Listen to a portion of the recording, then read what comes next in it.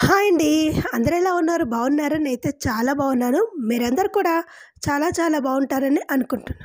నిన్న చెప్పాను కదండీ రామకోటి వెళ్తున్నానని. కానీ అది రామకోటి కాదు, ధనుష్కోటి. ధనుష్కోడి, నాట్ కోటి.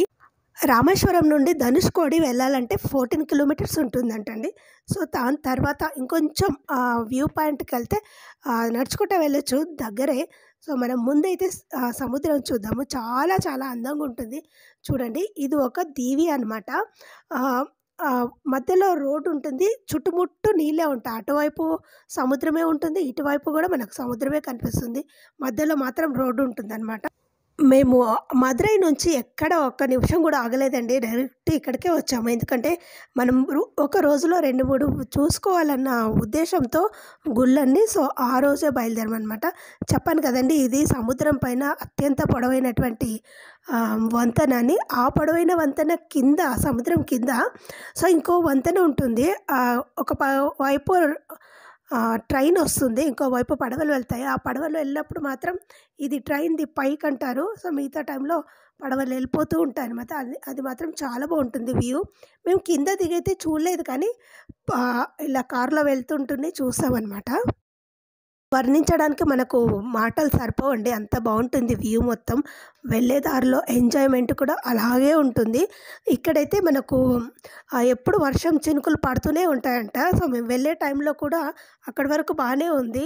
ఇటు వస్తుంటే మొత్తం వర్షమే పడుతుందనమాట. కొద్దిసేపు వర్షం అంటే మరి ఫుల్లు వర్షం కాదు, చినుకులే పడతాయి. కానీ చల్లగా ఉంటుందనమాట. ఈ సముద్రం దగ్గర వచ్చేసరికి క్లైమేట్ అయితే సూపర్ సూపర్ ఉంటుంది. చూడండి, అక్కడక్కడ చిన్న చిన్న పడవలు కనిపిస్తాయి మనకు. అవేవో మనం చిన్నప్పుడు ఆడుకొని వదిలేస్తాం చూడండి, ఆ టైప్‌లో కనిపిస్తాయి మనకు దూరం నుంచి. చాలా చాలా బాగుంటుంది. ఎవరైనా వీలు కుదిరినప్పుడు ఒకసారి ఈ టూర్‌కెళ్ళండి. చాలా బాగుంటుంది. అది కూడా సమ్మర్‌లో వెళ్ళండి, ఇంకా బాగుంటుంది. ఎందుకంటే మనకు ఆ వేడైతే ఇక్కడ ఫుల్లు మనకు మూసుకొనే ఉంటుంది కానీ వేడి మాత్రం బాగుంటుంది. టోటల్ తమిళనాడు ట్రిప్ మొత్తం వేడిగానే ఉంటుందండి. కానీ వర్షం అయితే పడదు. కానీ అలాగని ఎండ కూడా ఉండదు. కానీ ఊబరిచ్చేస్తుంటుంది మనకు. బాగా వేడి వేడిగా అనిపిస్తుందనమాట. చూడండి, మనం వెళ్ళే దారి ఇది. చూడ్డానికి అటుపక్క ఇటుపక్క చెట్లు కనిపిస్తాయి. ఇంకేమైనా ఉంటాయనుకుంటాం, కానీ మధ్యలో మొత్తం రోడ్డు. అటుపక్క ఇటుపక్క చెట్ల వెనకాల మనకు సముద్రం కనిపిస్తుంది. చూడండి, ఇసుక తర్వాత అటుపక్క మనం బీచ్‌కి వచ్చేసాం దాదాపుగా. ఇక్కడ నుంచి అయితే నేను లైవ్ పెట్టేస్తాను. ఎందుకంటే నాకు వర్ణించడానికి మాటలు సరిపోవన్నమాట. సో, మేము ఎలా ఎంజాయ్ చేసామనేది మీరు చూడండి. మాతో పాటు చాలామంది వచ్చారు ఈ సమ్మర్ వెకేషన్‌కు. సో, తెలుగు వాళ్ళు ఉన్నారు, అలాగే ఇంకా కర్ణాటక వాళ్ళు ఉన్నారు, పంజాబీ వాళ్ళు ఉన్నారు, అలాగే నార్త్ ఇండియన్స్ కూడా ఉన్నారనమాట. అందరూ బాగా చూసారు వ్యూ. సో, మేము కూడా ఫస్ట్ టైం సముద్రం చూడడం, అలా బీచ్ చూడడం కూడా. బీచ్ అంటే ఇలా ఉంటుందని నాకు కూడా తెలీదు. క్లీన్‌గా, నీట్‌గా ఉంది. ఇక నుంచి కంటిన్యూగా లైవ్ పెట్టేస్తాను. చూడండి, మాటలతో వర్ణించను.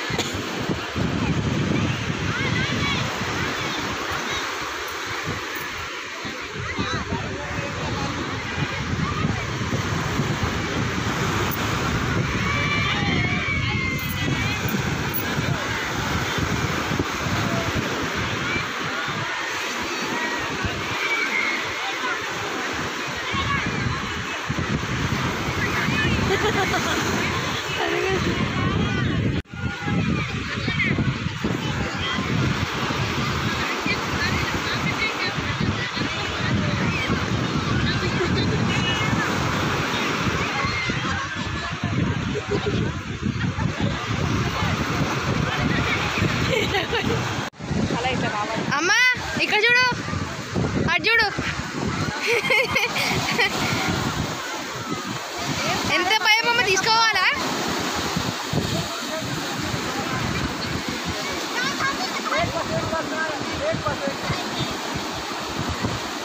ఓ మన నిలబడి చాలు, లోపలికో.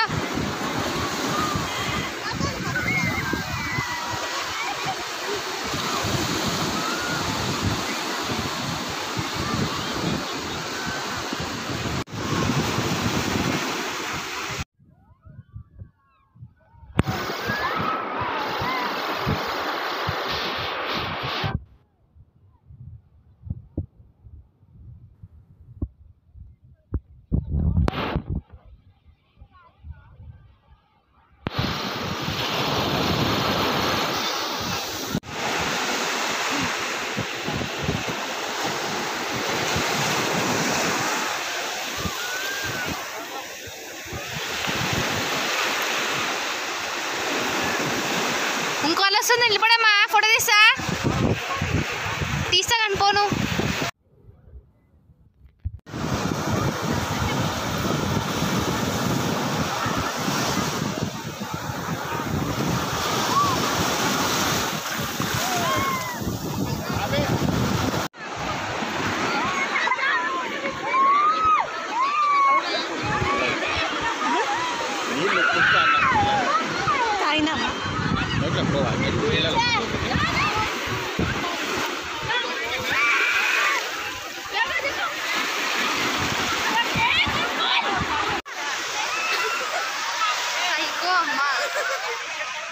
సైకోనా నేను? అదే సైకో అమ్మ అన్నదా, దానిపైన మూవీ తీయాలి సైకో అమ్మ అని. చెప్పు.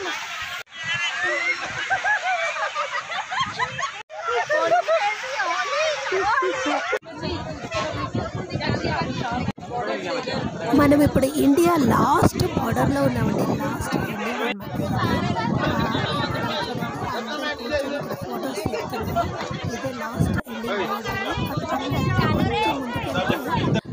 రామసేతు ఉంటుందంట. అలాగే సో శ్రీలంక కూడా ఉంటుందండి. సో అంతే అండి వీడియో. మీకు ఈ వీడియో నచ్చితే లైక్ చేయండి, షేర్ చేయండి, అలాగే సబ్స్క్రైబ్ చేయడం మాత్రం అస్సలు మర్చిపోకండి. అలాగే మీ friends and family members group కూడా నా ఛానల్ని షేర్ చేయండి. నెక్స్ట్ మనం రామేశ్వరం వెళ్తున్నాము. రామేశ్వరం వెళ్ళిన తర్వాత నెక్స్ట్ వీడియో మళ్ళీ మీకు షేర్ చేస్తాను. అప్పటివరకు లైక్ చేయండి. సో మీకు కూడా నచ్చితే లైక్ చేయడం మాత్రం మర్చిపోకండి. బాయ్. నెక్స్ట్ వీడియోలో మళ్ళీ కలుసుకుందాం.